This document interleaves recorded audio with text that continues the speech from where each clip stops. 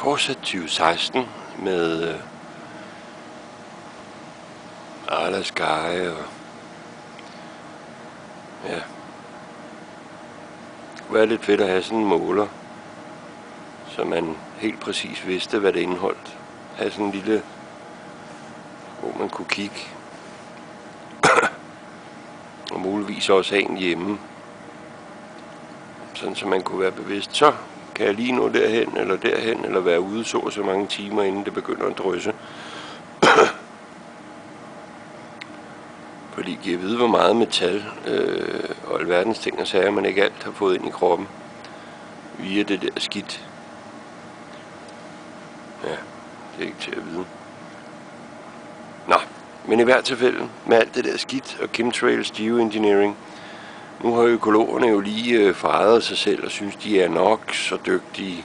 Ja, vi CO2-nedsænkende, og det er rigtigt, det går den rigtige vej.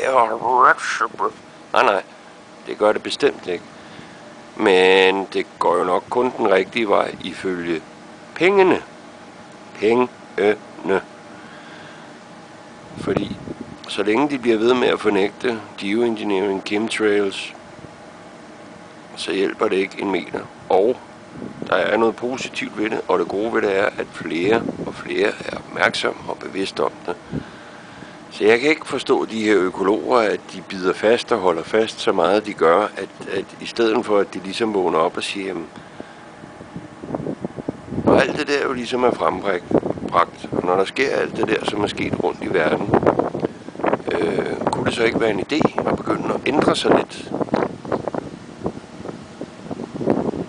Kunne det ikke være en idé at begynde at lave noget, som kan modvirke alt det der, og i hvert tilfælde få det stoppet, frem for bare at følge pengene? Jeg skal ikke kunne sige, om der er en gruppe, som lige pludselig siger, ved I hvad, I skal på ingen måde købe noget som helst af alt det der økologisk, uanset hvor godt det er, fordi at så længe de tjener den mørke agenda ved at gøre, som de gør, og ved at have sagt, som de gør, og ved at have fejret sig selv på den måde, de har, så hjælper det ikke dig, det hjælper ikke mig, og det hjælper ikke de nye generationer på nogen måde. Hvad gør man så? Så må vi jo til at dyrke vores eget. Må vi jo lave det hele om. Fordi jeg kan ikke se, hvorfor at man skal bruge en masse penge på deres varer, når man i bund og grund, og selvfølgelig er man flere, selv kan lave det. Størstedelen af, hvad der er, det kan du selv plante, det kan du selv lave, og det kan være lige så godt økologisk, måske bedre, end det, som du får. Men fordi at det er en handelsting, og fordi at det er sådan noget trendigt noget, og fordi at det ikke tåler dagens lys med deres skjulte agendaer, ja, så fortsætter det bare, og så tænker folk, nå ja, det er meget godt, vi må hellere købe noget mere økologi, vi må hellere. Og det er jo dyrt. Det er jo dyrt nok i forvejen. Altså, come on, det er jo dyrt. Og samtidig så er der jo det her modspil. Jamen, jeg vil heller ikke have det der Monsanto. Jeg skal jo få det hele til at strække. Fint. Så lad os da komme i gang med at lave noget selv. Ikke? Altså, det er jo nok bare lige sådan en opvækker. Og til dem, der ikke kan lave det, og ikke har muligheden for det, når man så være dem der behjælpelige. Jeg synes det nok, jeg kan huske tydeligt. Jamen, jeg tager lige nogle kartofler med ude fra kolonihaven, eller så tager jeg det med, eller du kan lige komme ud, og så kan du lige få et par poser med der, eller hvad ved jeg, og så videre, ikke? Nej, det skal være økologi, og det skal være statskontrolleret. Det hele, det skal være så kontrolleret og så smart, så man ikke opdager, hvad er den skjulte agenda bag alt det der. Og hvorfor gør det, som de gør? Altså, det er vigtigt at stille spørgsmål, og det er vigtigt at finde ind til kernen.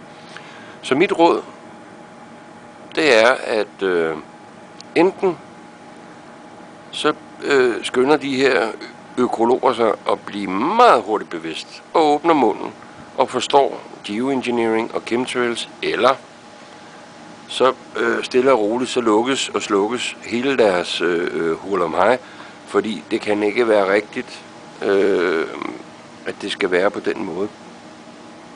Jeg ved selvfølgelig godt, at der er en masse ting, som er noget værre møg, og at man i løbet af no time med blandt andet det her manipulism, vil kunne gøre, at ja, men vi skal også lige se på det, og vi skal også lige se, ja, ikke? Altså, prøv lige at alt for mange kokke fordaver maden, som man siger, ikke? Så lad os nu bare holde fast ved det her, og så lad os se, hvad der sker. Lad os se, om ikke de et eller andet sted vågner op og tænker, det var jo nok ikke så godt, der blev vi lige fanget, der blev dynen revet væk under, eller over os, eller ja, den blev i hvert fald revet væk.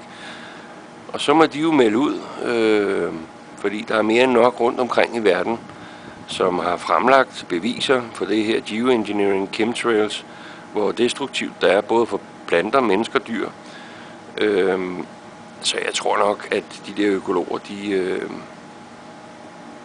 lige skifter kurs, kan man sige, og så måske neddrosler lidt det der, fordi ellers så holder folk jo op med at købe det. For vi skal huske på, at det handler om penge, men det handler den underlynende også om vores liv, og det er jo lige så vigtigt, kan man sige. Det var alt for nu med denne her sådan en lille ekstra scenevideo.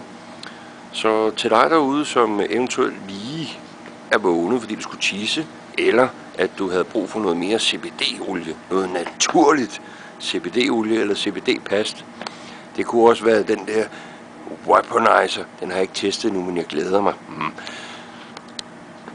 En rigtig god nat til dig, og en rigtig god dag nu her om ikke så mange timer. Sidst, men ikke mindst, pas på dig. Hej.